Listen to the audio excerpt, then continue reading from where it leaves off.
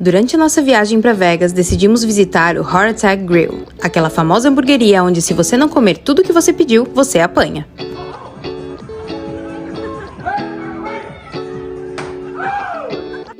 Será que eu apanhei? Bora lá conferir então! Logo na entrada, você é obrigado a vestir o avental de paciente e não pode tirar até o final. Isso tudo para que você combine com a decoração do local, no estilo centro cirúrgico. No cardápio existe uma opção de cachorro-quente e uma variedade de hambúrguer, na qual você pode escolher de 1 a 8 carnes com queijo, além da batata frita. O ambiente tem bem estilo de lanchonete, ketchup e mostarda na mesa com rolão de papel toalha. Na decoração, garçonetes estão vestidas de enfermeira, e cartazes, pôsteres e quadros te recordam o quão gorduroso e propositalmente não saudável é o que você está por comer. Além disso, eles têm uma balança onde clientes com mais de 350 libras são ovacionados e aplaudidos, porque aqui, quem tem mais de 350 libras ou aproximadamente 160 quilos come de graça, mas se não terminar de comer, apanha igual.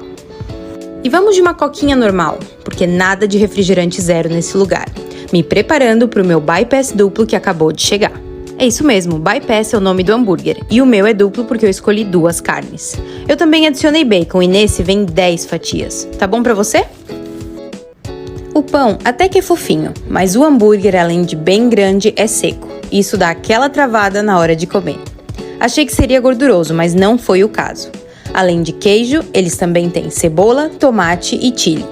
Eu tinha calculado tudo para não apanhar. 6 horas e meia depois. Porque eu sou boa de garfo, mas mesmo assim sofri para terminar. Comemorando a vitória e sem chicote pro meu lado, outro cliente não teve a mesma sorte. E eu filmei tudo para vocês.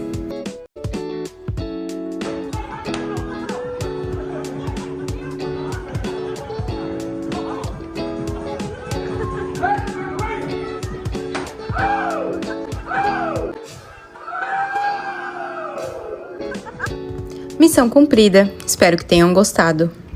Na descrição desse vídeo você encontra mais informações sobre o local. E não se esquece de se inscrever e deixar o like.